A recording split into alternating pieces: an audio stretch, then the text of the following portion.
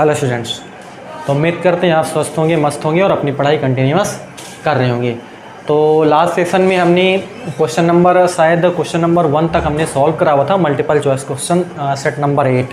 तो आज का जो सेशन होगा वो हम सेकंड नंबर से क्वेश्चन से स्टार्ट करेंगे। तो बने रहिए अंत तक, गारंटी है इस बात की, अगर आप अंत तक पूरा सेशन देखें तो इस बात की गारंटी मैं लेता हूँ कि आपको पूरा सेशन समझ में आने वाला है। आप स्किप नहीं करना, आपको लगातार कंटिन्यूअस आपको देखना है। पेन कॉपी निकाल लीजिए और साथ में हमारे साथ नोट करिए। 110% आपको पूरी चीज़ें क्लियर कर दूंगा मैं, कोई एक चीज़ ऐसी नहीं होगी जो आपको समझ में नहीं आएंगी। कोई भी सेशन उठा करके मेरे देख लीजिए, ऐसा कोई सेशन नहीं होगा जिसमें आपको बताई हुई चीज़ें ना समझ में आए। पूरा लेक्चर, जो भी लेक्चर होगा उसमें हर एक चीज़ कॉन्सेप्ट बेस पर मैं यहाँ पे समझाने वाला हूँ। तो बने रहिए अंत तक। स्टार्ट करते हैं आज के सेशन को।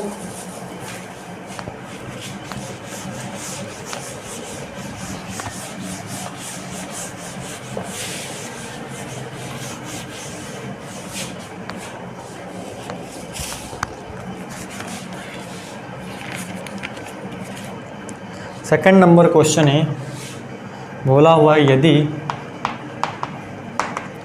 a बराबर है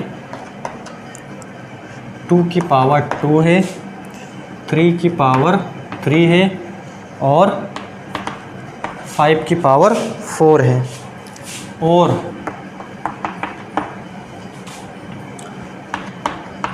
टू की पावर 3 b बराबर है ना, 2 की पावर 3 की पावर 2 गुणे 5 है ना।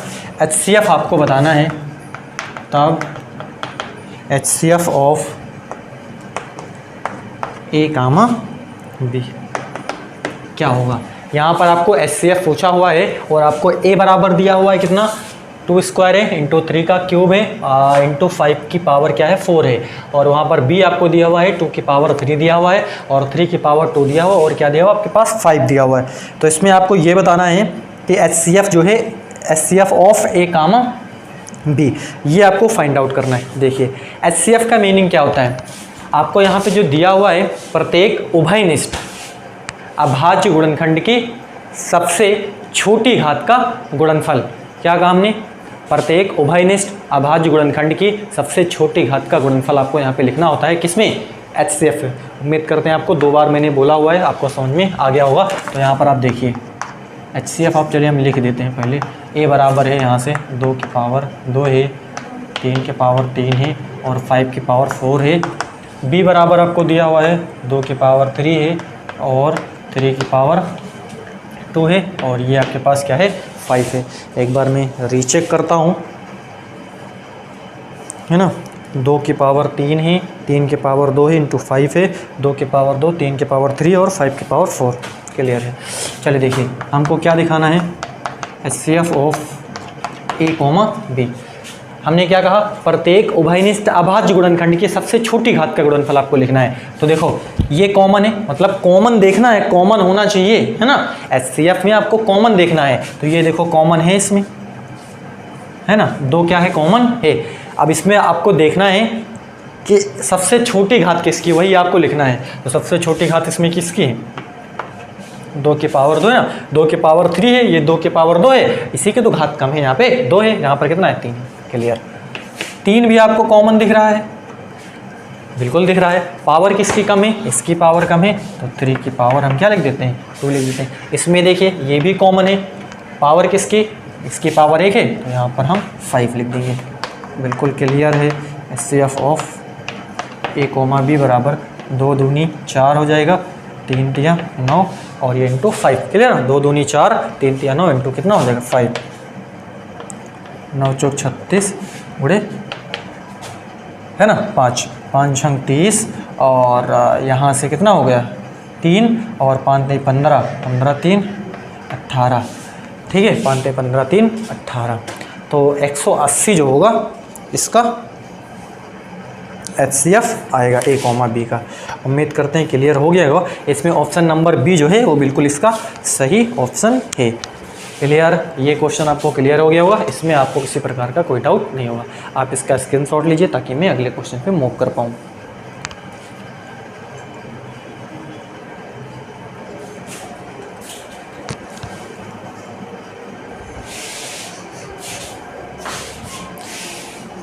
इरेज कर रहा हूँ मैं।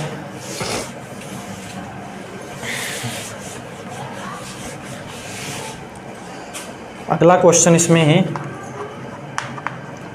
2x प्लस 3y बराबर 18 नंबर और x माइनस 2y बराबर 2। ये नंबर कितना है? 2। ठीक है, एक है 2x प्लस 3y बराबर 18 है और एक x माइनस 2y बराबर कितना? x माइनस 2y बराबर 2। ये दिया हुआ है। आपको इसमें क्या दिखाना है? x और y की वैल्यू आपको इसमें ज्ञात करनी है। देखिए सिंपल है, आराम से इस क्वेश्चन को बना सकते हैं। क्या काम है इसमें करना रहता है? काम ये करना रहता है कि यहाँ पर देखो जो वेरिएबल है यानी कि जो चर है वो x है और यहाँ पर क्या है? y है। आपको दोनों में से चाहे चर और चाहे x हो, चाहे चर और चाहे यहाँ पर y हो, दोनों में से आपको एक को बराबर करना रहता है ना। एक को आप बराबर कर लीजिए, फिर अगर साइन सेम है, साइन अगर सेम है तो आपको वहाँ पे घटाना पड़ेगा, और अगर साइन सेम नहीं है तो उस स्थिति में यानी कि सेम नहीं है मतलब डिफरेंट है, ठीक है ना। एक पे प्लस है तो एक पे क्या है? माइनस है। उस स्थिति में आपको वहाँ पे ऐड करना पड़ेगा दोनों इक्वेशन को। एक बार फिर से रिपीट करते हैं, एक को बराबर करिए इसमें, चाहे x को बराबर करिए। देखो यहाँ पर 2x है, अगर हम यहाँ पे दोनों पक्षों में 2 से गुणा कर दें तो 2x हो जाएगा। बिल्कुल, यहाँ पर 2x है, यहाँ पर 2x तब हो जाएगा। अब देखो इसके साइन यहाँ पर है, यहाँ पर प्लस है, यहाँ पर भी प्लस है, यहाँ पर प्लस है, इसका मतलब साइन सेम है, आपको घटाना पड़ेगा। और यहाँ पर देखोगे इसमें देखो 3y है और यहाँ पर 2y, माइनस का 2y, यहाँ पर प्लस का 3y, इसका मतलब यहाँ पर अगर बराबर करोगे तो इसमें 2 से आप मल्टीप्लाई कर दीजिए दोनों पक्षों में तो 3 दूनी 6 प्लस का हो जाएगा, और इसमें आप 3 से मल्टीप्लाई कर दीजिए दोनों पक्षों में तो 3 दूनी 6, तो माइनस का 6y हो जाएगा, प्लस का 6y हो जाएगा। तो माइनस है, ये प्लस है, तो आपको वहाँ पे ऐड करना पड़ेगा। उम्मीद करते हैं आपको क्लियर हो गया, ये कॉन्सेप्ट आपका क्लियर हो गया होगा। हम यहाँ पर 2 बना लेते हैं, ठीक है ना, समीकरण। यहाँ पर देखो समीकरण 2 के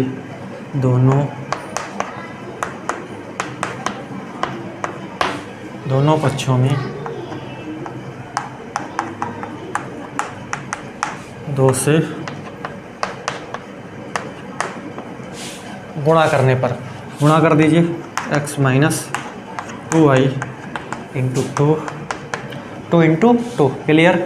गुणा कर दीजिए 2x माइनस 4y बराबर 4, इक्वेशन नंबर 3 हम इसको क्या कर देते हैं? मान लेते हैं।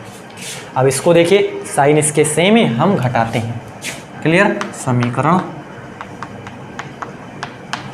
1 से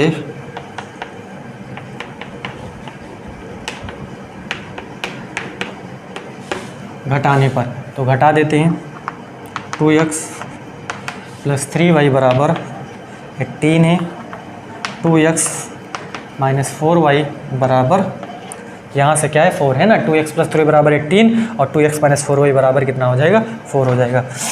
घटा दिए, है ना। घटाते तो साइन क्या हो जाते हैं? चेंज हो जाते हैं। ये प्लस था तो ये माइनस हो गया, ये माइनस था तो ये प्लस हो गया, ये माइनस, ये कट जाएगा। अब देखो ये प्लस का 4y है ना, अब ये प्लस का 3y तो कितना हो जाएगा? 7y, और 18 माइनस 4 मतलब कितना बचेगा? 7 1 जा 7, 7 2 जा 14, है ना। y बराबर कितना आ जाएगा? 2। जो y की वैल्यू निकल के आई वो कितनी निकल के आई? 2 निकल के आई। अब y 2 है तो x आप निकाल लीजिए। y का ये मान हम 2 में रखने पर यह मान समीकरण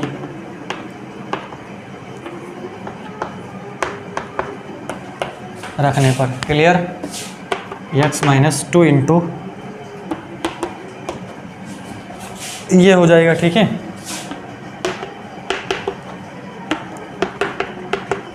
इसको उधर भेज दीजिए, है ना।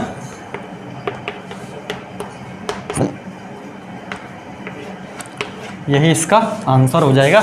x बराबर जो होगा वो 6 होगा और y बराबर जो होगा वो कितना होगा? 2 होगा, क्लियर है ना। x बराबर 6 रखिए, 6 दूनी कितना हो जाएगा? 12 हो जाएगा। y बराबर 2 रखिए, 3 दूनी 6 हो जाएगा, 12 6 18, बिल्कुल क्लियर है, 18 के बराबर है।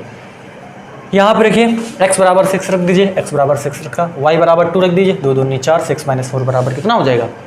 2, क्लियर। तो यानी कि x की जो वैल्यू होगी वो यहाँ पे 6 होगी और y की जो वैल्यू होगी वो 2 होगी। उम्मीद करते हैं ये क्वेश्चन भी क्लियर हो गया होगा, इसमें आपको किसी प्रकार का कोई डाउट नहीं होगा। चलिए अगले क्वेश्चन पे हम मूव करते हैं। आप इसका स्क्रीनशॉट लीजिए।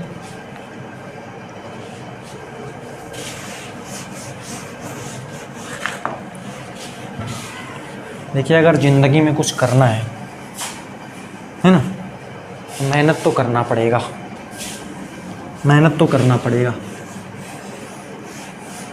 बगैर मेहनत आप सोचो कि हमको कुछ मिल जाए तो ऐसा संभव नहीं है। रेयर है कोई केस अगर ऐसा आ गया कि किसी ने मेहनत नहीं करा फिर भी वो सक्सेस है, वो आपसे अच्छे तरीके से खा रहा है, पी रहा है, कमा रहा है, तो वो रेयर केस है ना। बाकी अदरवाइज़ जो है बगैर मेहनत के आप कुछ नहीं पा सकते, इस धरती पे तो कुछ नहीं पा सकते, है ना। अगले क्वेश्चन को देखते हैं। यहाँ पे बोला हुआ है समांतर श्रेणी है माइनस का 11 माइनस का 8 माइनस का 5 और डॉट डॉट डॉट का पहला धनात्मक पद है, का पहला धनात्मक पद है। यानी कि इसका पहला धनात्मक, इसको आप लिखते चले जाइए, पहला धनात्मक पद क्या है वो आपको यहाँ पे क्लियर हो ना। देखो माइनस का 11 है, माइनस का 8 है, माइनस 5, धीरे धीरे क्या हो रहा है, बढ़ रहा है ना, धीरे धीरे क्या हो रहा है, बढ़ रहा है। तो आप पहला आपको धनात्मक पद वो क्या आएगा, माइनस का 5, माइनस 5 के बाद क्या आएगा, फिर पहला क्या होगा, ठीक है। आप यहाँ से देखो, अगर हम यहाँ से सर्वांतर निकालें, आप बोलोगे सर्वांतर क्या है, सर्वांतर का मतलब इनके बीच डिफरेंस हम निकालते हैं, ठीक है ना। मतलब कितना यहाँ पे हम ऐड कर रहे हैं, ठीक है ना, कितना ऐड कर रहे हैं कि लगातार इस तरीके से जा रहा है, कितने का अंतर है इसके बीच, इन सभी के बीच में कितने का अंतर है ना, वो हम यहाँ पे देखना चाह रहे हैं। तो इसको देखो, इसको देखने के लिए इसको हम A1 ले लेते हैं, इसको A2 और इसको हम क्या लेते हैं, A3 ले लेते हैं। तो सर्वांतर को हम D से दिखाते हैं और A2 माइनस हम क्या लिख देते हैं, A1। ये निकालने का तरीका है A2 माइनस A1 या A3 माइनस A2, सेम ही आएगा। अभी हम दोनों तरीके से आपको दिखा देंगे। तो D बराबर A2 कितना है, माइनस का 8 है, A1 कितना है, माइनस 11 है, क्लियर। D बराबर माइनस का 8 प्लस का 11, D बराबर कितना हो जाएगा, 3। यानी कि सर्वांतर कितने का है, 3 का, 3 का अंतर है। यानी कि सभी में जब आप 3 3 ऐड करते चले जाते हो तो आपको अगला पद यहाँ पे मिलता हुआ चला जाता है, ठीक है। 3 आपको क्या करना होता है, इसमें ऐड करना होता है। अब देखो हमें और कैसे हमने बताया था, ये भी आप लिख सकते हो, A3 माइनस A2 भी लिख लीजिए, माँ से मुश्किल है ना। D बराबर A3 आप कितना है, माइनस का 5 है, और A2 कितना है आपके पास, माइनस का 8 है, क्लियर है। माइनस का 5 प्लस का क्या हो जाएगा, 8 हो जाएगा। तो D बराबर यानी कि 8 माइनस 5 मतलब क्या है, 3 है, वही आएगा, ठीक है ना। सर्वांतर आपके पास सेम आता है, क्योंकि समांतर श्रेणी है ये, तो सर्वांतर सभी में सेम ही होगा। अब देखिए, यानी 3 जुड़ रहा है, 3 इन सभी में क्या है, देखो माइनस 11 प्लस 3 बराबर कितना हो जाएगा, माइनस 11 प्लस 3 माइनस का 8 है ना, माइनस का 11 प्लस 3 माइनस 8। अब देखो माइनस का 8 प्लस का 3 बराबर माइनस का क्या आ जाएगा, 5। माइनस का 8 प्लस 3 क्या आ जाएगा, बड़ी संख्या है, माइनस है ना, माइनस का 8 है प्लस का 3 मतलब माइनस का 5 हो जाएगा। अब माइनस का 5 है, इसमें आप 3 ऐड करिए तो यहाँ पर कितना हो जाएगा, माइनस का 2 हो जाएगा। अरे क्लियर हो रहा है ना, माइनस का 3 प्लस का माइनस का 5 और प्लस का 3 मतलब कितना हो जाएगा, माइनस का 2 हो जाएगा। अब माइनस का 2 प्लस का 3, तो 3 अब ऐड करते चले जाइए ना, तो 3 में से 2 चला जाएगा, 1 बच जाएगा, और यही वो धनात्मक पहला पद होगा, क्लियर। तो इसमें जो ऑप्शन नंबर है, option number B is the right, है ना। ऑप्शन नंबर बी बिल्कुल इसका सही आंसर है। आप देख भी रहे हो, यहाँ पर हमने 3 ऐड करते हुए चले जा रहे हैं और आपको यहाँ पे दिखाई दे दिया, पहला ही धनात्मक पद बताना है तो पहला जो धनात्मक पद है वो 1 ही है, क्लियर। आपको उम्मीद है कि ये क्वेश्चन आपको क्लियर हो गया होगा, है ना। तो अगले क्वेश्चन पे मूव करते हैं, आप इसका स्क्रीनशॉट लीजिए।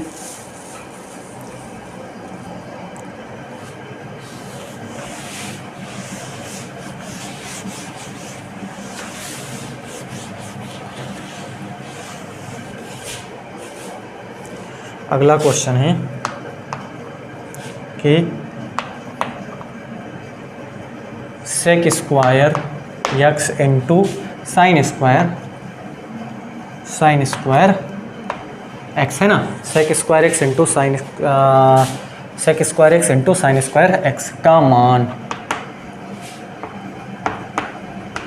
मान आपको यहाँ पे क्या करना है, ज्ञात करना है। Sec square x into sine square x, या यहाँ पर थीटा हो सकता है sec square theta into sine square theta, या sine square theta into sec square theta. गुणा में है तो आप कैसे भी लिख सकते हो, ठीक है। या तो ये ऐसे भी हो सकता है, sine square theta into sec square theta का मान होगा। देखिए सिंपल है, साइन स्क्वायर थीटा इसको ऐसे ही लिखे रहते हैं हम।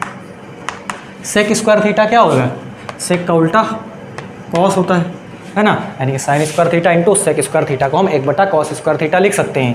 अब देखो यहाँ से sign square theta upon cos square theta, ऐसे भी इसको लिखा जा सकता है। आप ही बताओ, sine square theta upon cos square theta मतलब sine theta upon cos theta क्या होता है, टेन थीटा होता है, ठीक है। तो ये आपके पास क्या हो जाएगा, टेन स्क्वायर थीटा, यही मान होगा इसका, है ना। यानी sine square theta into sec square theta बराबर आप लिख सकते हो टेन स्क्वायर थीटा। क्लियर, उम्मीद करते हैं आपको क्लियर हो रहा होगा। सारी चीज़ें आराम से आपको मज़ा से पढ़ते रहिए आप, है ना। अगले क्वेश्चन पे चलते हैं। वीडियो को पॉज करिए और आप नोट कर लिया करिए, ठीक है। मैं ज़्यादा समय तक रुकूंगा तो वीडियो काफ़ी लेंदी हो जाएगी, फिर वो ठीक नहीं रहेगा फिर, है ना। अगला क्वेश्चन है, यदि कोण AOB बराबर 125 डिग्री है तो एंगल COD बराबर है, मतलब एंगल COD आपको क्या करना है, यहाँ पे निकालना है। देखो ध्यान से आप देखिए इसको,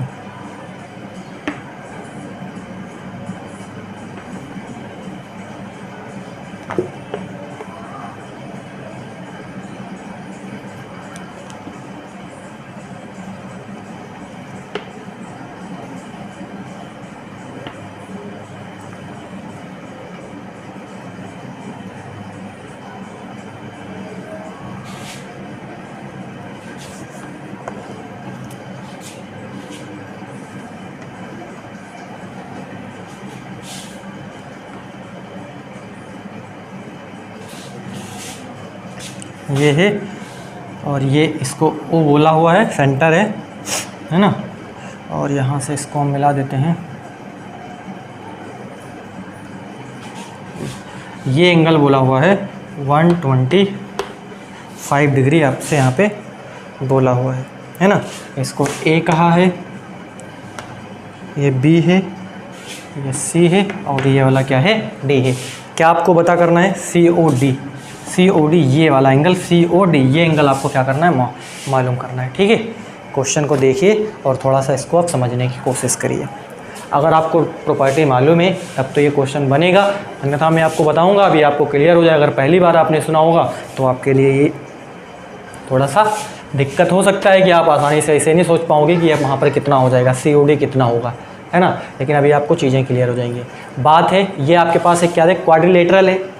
ये आप देखो AB, BC, CD और AD, ये क्वाड्रिलेटरल है कि नहीं है, अरे एक चतुर्भुज है कि नहीं है, बताओ। और उस चतुर्भुज के अंदर ये एक सर्कल है या नहीं है, आप ही बताओ। ये आपको AB, BC, CD, AD चार भुजा है, मतलब क्वाड्रिलेटरल है, एक चतुर्भुज है। इतनी बात क्लियर। इस चतुर्भुज के अंदर, इनसाइड इस चतुर्भुज के अंदर आपको क्या दिख रहा है, एक सर्कल दिख रहा है। और वो सर्कल में आपको एक सेंटर, क्योंकि सर्कल है तो सर्कल का क्या है, सेंटर है, सेंटर पे। तो अगर क्वाड्रिलेटरल है, क्या है, क्वाड्रिलेटरल है और उसके इनसाइड कोई क्या है, इनसाइड कोई अगर सर्कल की बात करी गई है किसकी बात करी गई है? सर्कल की। इनसाइड अगर सर्कल है तो मैंने क्या कहा, अगर एक क्वाड्रिलेटरल है, क्वाड्रिलेटरल के अंदर अगर कोई एक सर्कल है तो सर्कल के सेंटर पर जो अपोजिट एंगल होते हैं उनका जो सम होता है, उनका जो योग होता है वो 180 डिग्री के बराबर होता है। मतलब इसका और इसका सम कितना होगा? 180 डिग्री होगा। इसका सम कितना होगा? 180 डिग्री होगा। मतलब इसका योग 180 डिग्री होगा, इसका योग 180 डिग्री होगा। सिंपल है। तो इसको और इसको आपको क्या कर देना है? जोड़ करके 180 के बराबर दिखा देना। ये प्रॉपर्टी है सीधी सी, ठीक है ना। तो एंगल AOB, ये एंगल क्या है? AOB, और एंगल प्लस COD बराबर 180 डिग्री है। AOB कितना है? एंगल COD बराबर 180 डिग्री माइनस का 125 डिग्री, ये हो जाएगा। अब यहाँ से 5 हो जाएगा, है ना, और यहाँ से 7 में से 2 गया, 5 हो गया। तो आपके पास यही जो है आपके पास बचेगा, यानी कि 55 डिग्री COD जो होगा वो 55 डिग्री हो जाएगा। तो इसमें जो ऑप्शन नंबर है, ऑप्शन नंबर D बिल्कुल इसका राइट ऑप्शन है। तो इस तरीके से इसको हम बना सकते हैं। बस इसमें यह आपको ध्यान रखना है कि अगर क्वाड्रिलेटरल है, क्वाड्रिलेटरल में अगर सेंटर है और अगर सर्कल है तो सर्कल के सेंटर पर जो अपोजिट एंगल होते हैं उनका सम जो होता है, यानी कि उनका जो योग होता है वो 180 डिग्री के क्या होता है? बराबर होता है। तो इसका योग जो होगा वो 180 डिग्री होगा, इसका योग जो होगा वो भी 180 डिग्री होगा। यहाँ पर एक हम क्या कर लेंगे? आराम से निकाल लेंगे। क्लियर? आप इसका स्क्रीनशॉट लीजिए ताकि मैं अगले क्वेश्चन पे मूव करूँ।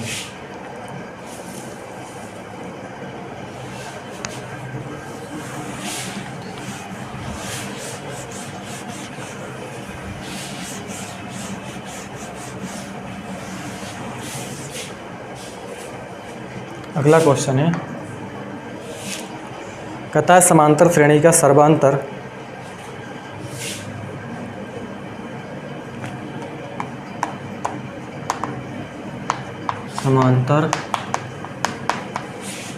श्रेणी का सर्वांतर जिसका व्यापक पद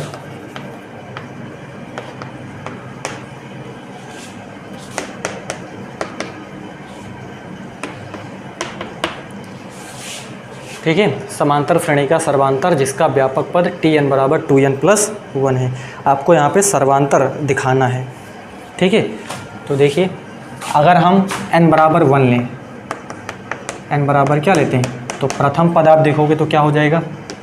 2 गुणे 1+1, तो T1 बराबर 2+1 हो जाएगा, तो T1 बराबर 3 हो जाएगा। क्लियर? अगर हम n बराबर 2 लें तो T2 बराबर 2 गुणे 2 प्लस का 1 हो जाएगा, T2 बराबर 4 प्लस का 1, T2 बराबर जो दूसरा पद होगा वो कितना होगा? 5 हो जाएगा। 3 ले लेते हैं यहाँ से, तो 3 प्लस 1 हो जाएगा,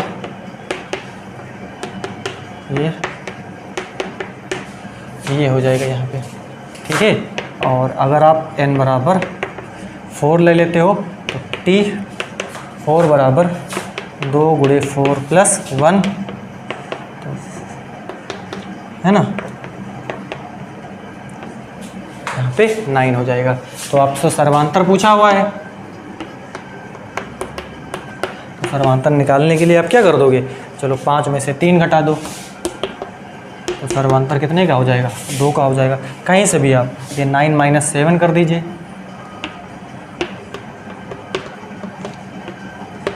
9 - 7 मतलब यहाँ से भी 2। सर्वांतर तो सभी जगह क्या होगा? समान ही होगा। तो इसमें जो सर्वांतर होगा वो बिल्कुल 2, यानी कि बी जो ऑप्शन है वो बिल्कुल इसका क्या है? राइट है। तो क्वेश्चन नंबर 7 का ये बिल्कुल क्या है? यहाँ पे राइट है।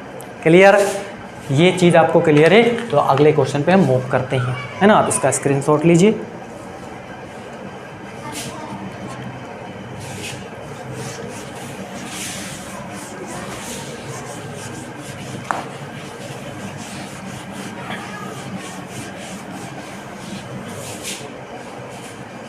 अगला क्वेश्चन है, निम्न में से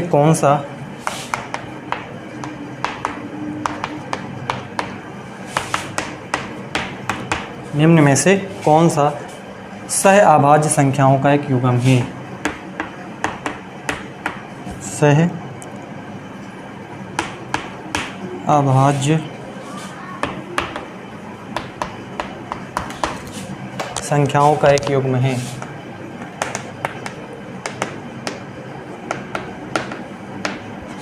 ना, निम्न में से कौन सा सह अभाज्य संख्याओं का एक युग्म है?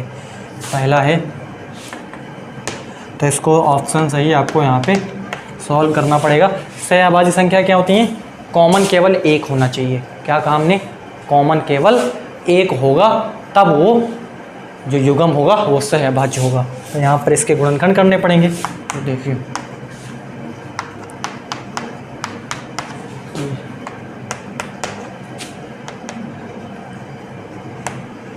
ये 5 से 35, 7 का नाम 7। तो देखो कॉमन यहाँ पे 7 आ रहा है, एक के अलावा क्या रहा? 7 आ रहा है। तो ये जो है सही नहीं है। कॉमन केवल एक होना चाहिए, मतलब एक और कोई नंबर नहीं होना चाहिए। तो और अगला देखिए 18, इसका देखिए 2 से पहले कर लेते हैं, है ना। ये हो गया।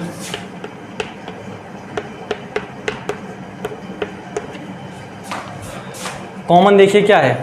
कॉमन यहाँ पर केवल आपको एक मिलेगा, है ना।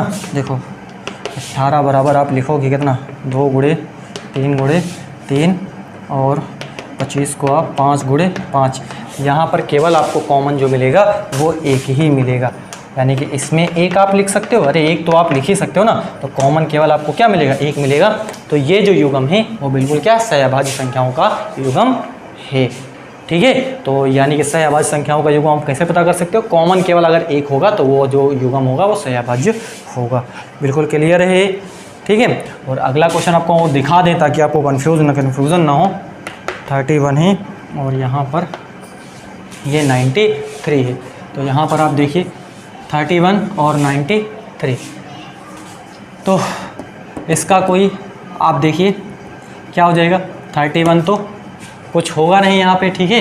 31 है और आप 93 को आप क्या लिख सकते हो? देखो 31 तो है ना, 93 यानी कि 3 है ना, 3 3 9, 3 का नाम 3 हो जाएगा और 31 का नाम 31। तो इसमें देखो 31 कॉमन आ जाएगा ना, यानी कि 31 और 93 में आपका 31 कॉमन आ जाएगा। तो ये भी नहीं होगा। आपका हमने कॉमन केवल क्या कहा? एक कहा। अगर एक केवल कॉमन है तो उस स्थिति में आप उसको सह अभाज्य बोल सकते हो, अन्यथा उसको नहीं बोल सकते। अगला 32 और 62 है, मतलब दोनों सम संख्या है तो 2 तो कॉमन होगा ही होगा, ठीक है ना। तो ये नहीं होगा। तो ऑप्शन नंबर बी जो है वो बिल्कुल इसका क्या है? सही ऑप्शन है। यही इसका बिल्कुल सही। यहाँ पर केवल कॉमन आपको एक दिखेगा और कॉमन अगर एक हो तो वही क्या है? सह अभाज्य संख्याओं का एक युग्म है। क्लियर। अगले क्वेश्चन पे मूव करते हैं। आप इसका स्क्रीनशॉट लीजिए।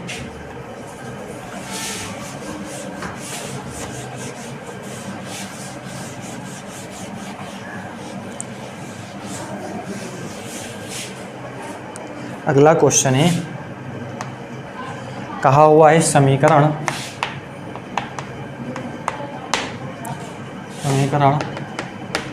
x + 6 x - 5 बराबर 0 के मूल होंगे।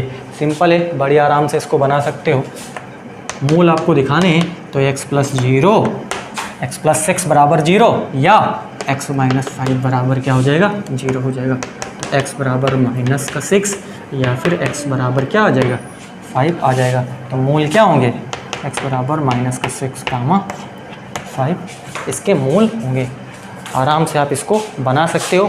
0 के बराबर दिखाए हो ना, x + 6 बराबर 0 कर दो आप, x - 5 बराबर 0 कर दो, x बराबर -6 और x बराबर क्या आ जाएगा? 5 आ जाएगा। बड़े आराम से इसको आप बना सकते हो।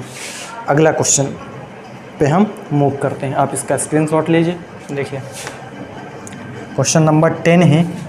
इसमें कहा हुआ है 3x² - 48 बराबर 0 के मूल होंगे। सिंपल है, 3x² बराबर क्या आ जाएगा? इसको उधर भेज देते, कितना आ जाएगा? 48, उधर भेजोगे तो प्लस का 48 हो जाएगा ना। तो देखो 3 3 का नाम कितना हो जाएगा 3 हो जाएगा, और 3 छंग कितना हो जाएगा 18। तो एक्स स्क्वायर बराबर कितना आ जाएगा 16 आ जाएगा। कितना आ जाएगा 16 आ जाएगा। तो एक्स बराबर कितना हो जाएगा प्लस माइनस 16, इधर का स्क्वायर हटाया और उधर हमने क्या लगा दिया अंडर रूट लगा, तो प्लस माइनस कितना हो गया 16 हो गया। तो एक्स बराबर प्लस माइनस कितना आ जाएगा 4, इसका आंसर निकल करके आएगा, है ना। अब प्लस माइनस क्यों आ गया, अरे प्लस माइनस इसलिए आ गया क्योंकि इसकी वैल्यू प्लस की भी होगी और माइनस की भी होगी, यानी कि एक्स प्लस का 4 होगा और माइनस का 4 होगा। चलो मैं उसको भी आपको दिखाई देता हूँ कि कैसे होगा। देखिए क्यों हम ऐसा कर देते हैं, प्लस माइनस 4 हमने क्यों लिखा, देखो यहीं से आप इसको आप सॉल्व करिए। एक्स स्क्वायर माइनस 16 इधर ले आइए आप इसको, क्लियर। एक्स का होल स्क्वायर कर दीजिए और 4 का होल स्क्वायर कर दीजिए, कर सकते हो ना। ए स्क्वायर माइनस बी स्क्वायर, एक सरल समीकरण आपको मालूम है, ए स्क्वायर माइनस बी स्क्वायर मतलब ए प्लस बी होता है और क्या होता है ए माइनस बी होता है, बिल्कुल क्लियर है, ठीक है। तो एक्स प्लस 4 बराबर 0 या फिर x माइनस 4 बराबर 0, तो x बराबर माइनस का 4 या फिर x बराबर 4, और यही आप देख रहे हो माइनस का 4 कामा 4, मतलब एक बार प्लस का 4 है और एक बार माइनस का 4 है, वही रिजल्ट आपको यहाँ पर भी दिख रहा है। बस इसको हमने डायरेक्टली यहाँ पे सॉल्व करा हुआ है, यानी कि x का जो वैल्यू होगा वो प्लस माइनस अंडर रूट 16 है, तो x बराबर जो होगा वो प्लस माइनस 4 हो जाएगा। क्लियर, उम्मीद करते हैं आपको ये भी क्लियर हो गया होगा। तो आज के सेशन को हम यहीं पे एंड करते हैं, आगे के जो क्वेश्चन है वो नेक्स्ट सेशन में आएंगे।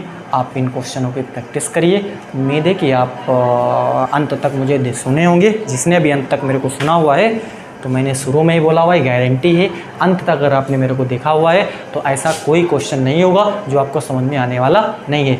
110% आपको सारे क्वेश्चन आपके खुद बनेंगे, क्योंकि जिसका रूट बता दिया जाए, है ना, मतलब जिसका रूट बिल्कुल जड़ बता दिया जाए, ठीक है, इसका बेसिक बता दिया जाए, क्योंकि बेसिक वही क्या फंडामेंटल है ना, फंडामेंटल अगर आपको बता दिया जाता है तो चीज़ें आराम से आपको क्लियर हो जाती हैं। तो मिलते हैं हम नेक्स्ट सेशन में, तब तक आप प्रैक्टिस करिए। Thank you for watching me.